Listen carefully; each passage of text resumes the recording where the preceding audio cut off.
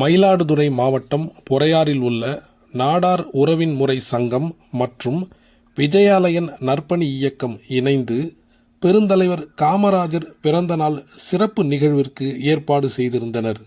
நிகழ்வில் பள்ளி மாணவர்களை ஊக்குவிக்கும் வகையில் அவர்களுக்கு நோட்டு புத்தகம், எழுதுகோல் உள்ளிட்டவைகளும் வழங்கப்பட்டன.